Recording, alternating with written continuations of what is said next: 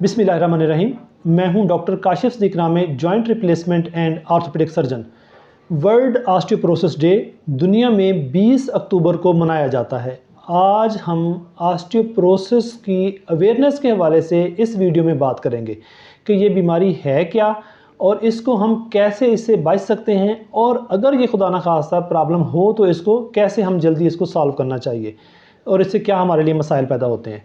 तो ऑस्टियोपोरोसिस जो है ये बेसिकली एक साइलेंट किलर है, खामोश कातिल है, मोहलिक बीमारी है जो कि हड्डियों का भुरभुरापन है, यानी हड्डियों का कमज़ोर हो जाना बेसिकली, और इतना कमज़ोर हो जाना कि वो आसानी के साथ टूट जाएं। आपकी हड्डी का फ्रैक्चर हो सकता है, और ये फ्रैक्चर ख़ास तौर पर हथेली की बोन, जिसको रिस्ट बोन हम कहते हैं, या कूल्हे की बीमारी, जो ये कूल्हे के फ्रैक्चर्स हैं, यहाँ से नेक का, फीमर का, इंटरट्रॉ का ये फ्रैक्चर हो जाते हैं, या फिर जो हमारी ये वर्टिब्रेज हैं जो कि कमर के मोरे हैं, इनमें शदीद दर्द होता है और इनका फ्रैक्चर हो सकता है। तो यूजुअली ये होता है, लेकिन इसमें आपको पता कैसे चलता है कि आपको कोई इस किस्म का मसला हो रहा है? आपको ये लगेगा कि आपकी उम्र, मरीज़ की उम्र ज़्यादातर 60 साल से ऊपर होती है ख़वातीन में, और मेल में ये 70 साल से ज़्यादा हो सकती है। और उनके काम करने की जो सलाहियत है, यानी आपको लगेगा कि पहले मैं ये काम करते हुए नहीं थकता था, अब मुझे जैसे मैं ये काम करता हूँ तो मैं जल्दी थक जाता हूँ। तो अनीमिया के बाद सबसे बड़ी, यानी खून की कमी अगर है तो भी ऐसा होता है, लेकिन उसके बाद जो सबसे, वो तो आसानी से आप उसका टेस्ट कर सकते हैं, सीबीसी करके आपको एचबी लेवल पता लग जाता है। उसके बाद जो सबसे बड़ी रीज़न है वो आपके पट्ठों का और हड्डियों का कमज़ोर हो जाना, यानी हड्डियों का जो भुरभुरापन हो जाना, ये सबसे बड़ी वजह है।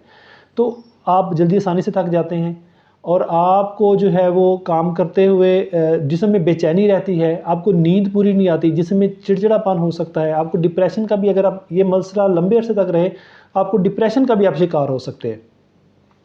और आपको ये लगेगा कि जो आपके जो कद है, जो बंदे की उम्र 70 साल है, कि मेरे कपड़े बड़े हो गए हैं। असल में वो आपके कपड़े बड़े नहीं होते, ये जो वर्टिब्री है इनकी हाइट छोटी हो जाती है। जब हाइट छोटी होती है वर्टिब्रीज की, इन मोहरों की, उसकी वजह से, ऑस्टियोपोरोसिस की वजह से जो कोलैप्स करते हैं, छोटे होते हैं, जिसकी वजह से फिर आपके कपड़े जो है आपको बड़े लगने लग जाते हैं, यानी आपके कद में कमी वाक़या हो जाती है। और कमर के अंदर शुरू में दर्द रहता है, तो और उसके आप कमर के दर्द की वजह से इलाज कर रहे होते हैं, बेसिकली वो आपको ऑस्टियोपोरोसिस होती है। इसको देखने के लिए कैसे हम टेस्ट कर सकते हैं? इसको देखने के लिए जो सादा सा एक टेस्ट है, जो कि जिसको हम डेक्सा स्कैन कहते हैं, यानी डुअल एनर्जी एक्सरे एब्जॉर्प्शोमेट्री। ये आम जगहों से नहीं होता, ये जो हमारे पाकिस्तान के अंदर जो कि न्यूक्लियर एनर्जी से रिलेटेड जो हमारे डिपार्टमेंट्स हैं, उनके अंदर ये हो सकता है। जैसे मुल्तान में मीनार है, बहावलपुर में बीनो है, लाहौर में इसी तरह से अनमोल है। इस किस्म के इदारों से ये टेस्ट होता है, और आजकल जो प्राइवेट बड़े सेंटर्स हैं उन्होंने भी ये मशीन रखी हुई है, वहाँ से भी अगर आपका डॉक्टर एडवाइस करे तो आप ये कंफर्म करने के लिए अपना डेक्सा स्कैन करवा सकते हैं।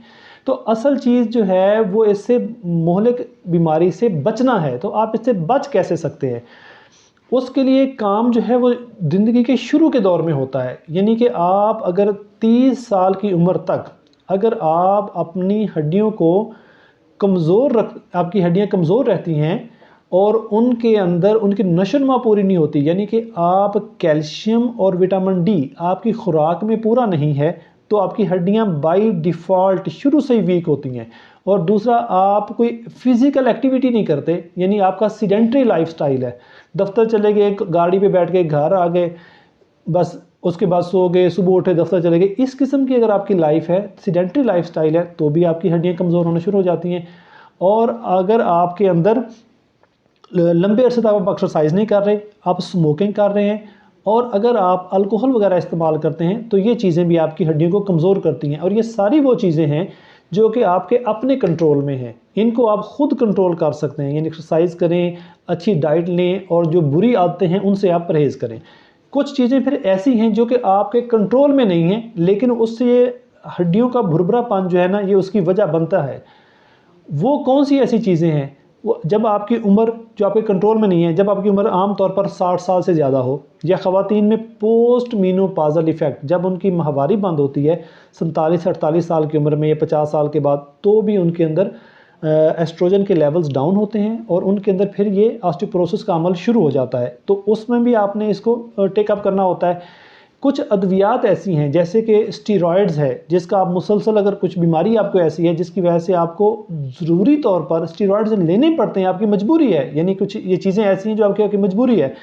फिर जैसे है कि अगर आपको खुदा न खास्ता फालिज का हमला हो जाता है और आपका जिस्म नकारा हो जाता है, आप चल फिर नहीं पाते, आप फिज़िकल एक्टिविटी नहीं कर पाते, तो भी इसके अंदर जो है ना आपको इस बीमारी के होने का चांस बढ़ जाता है।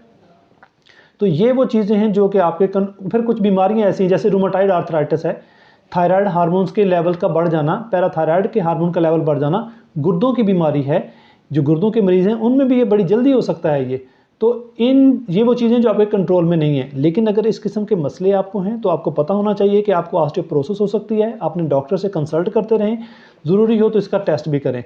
और अगर आपको इस किस्म के अलामात हों या मसाइल हों तो इनको अर्ली डिटेक्ट करना, ताकि फ्रैक्चर होने से पहले आप इसको पता लगा कर सकें और इसका दवाई के साथ इसका इलाज हो सकते हैं। मुख्तलिफ़ किस्म के इंजेक्शन इसमें आते हैं, कुछ साल में एक दफ़ा लगता है, कुछ 6 महीने बाद एक दफ़ा लगता है, और फिर जो है कैल्शियम और विटामिन डी साथ आपने लेते रहना होता है। तो ये सादा सा इसका चीज़ें होती हैं जिससे बड़ी आसानी से ये क्योर भी हो जाती है और आप फ्रैक्चर होने से बच सकते हैं।